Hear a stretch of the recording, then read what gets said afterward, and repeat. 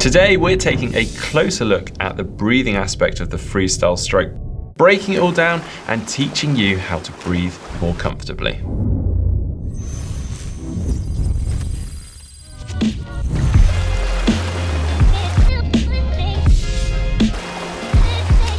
To propel ourselves through the water while swimming freestyle, it's important that we're supplying our muscles with the adequate oxygen.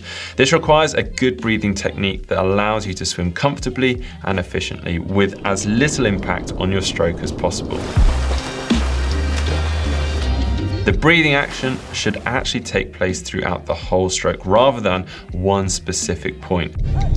You should always be breathing either in or breathing out. It should never stop or be held.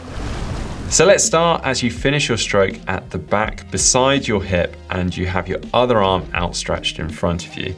In this position, you would ideally be rotated onto your side for a stronger and more efficient stroke, but this also helps with the breathing too. As you rotate onto your side with your hips and shoulders moving in sync, you should allow your head to rotate around with your body.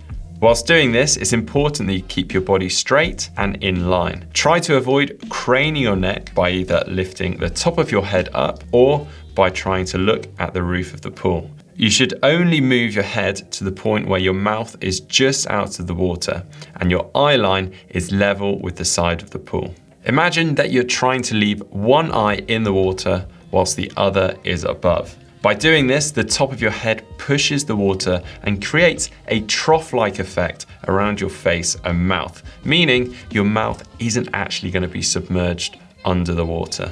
During this phase of the stroke, you should be breathing in through your mouth whilst avoiding breathing in through your nose. As your recovering arm comes over and towards your head, you can imagine that your bicep or upper arm forces your head back into the water. At this point, you'll be starting your rotation back to the center of the stroke, so your head should follow your body as before.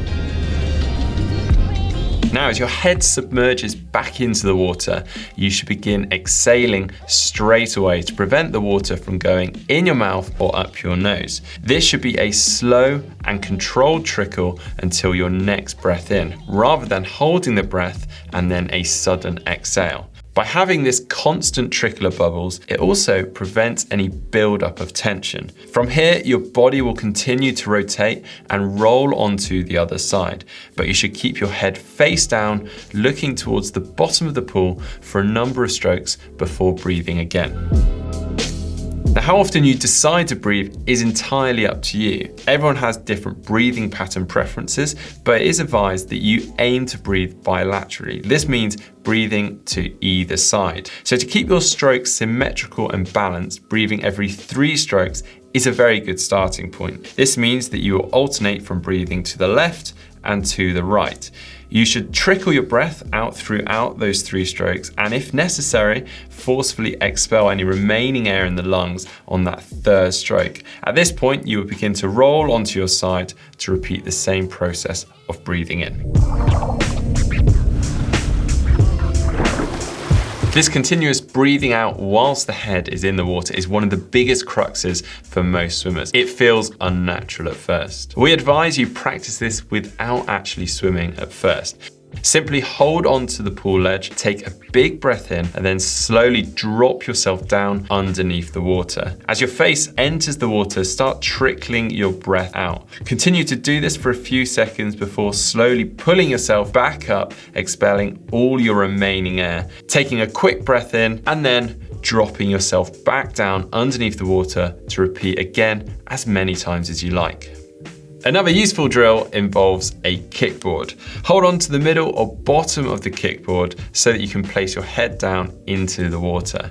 As you kick yourself down the pool, try placing your face down in the water and trickling your breath, and then breathing to one side, back to the middle, face down to trickle your breath, and then breathing to the other side. Again, keep repeating this until you're more comfortable with the action. Although this drill is not allowing that rotation we've been discussing, it does allow you to practice the basic action. By combining these skills and practicing them in every swim session, you will find your breathing technique improving over time and making front crawl much easier to master. You can subscribe to GTN by clicking on the logo on screen and never miss another video on our channel. For more swim videos, click on the box in the corner now.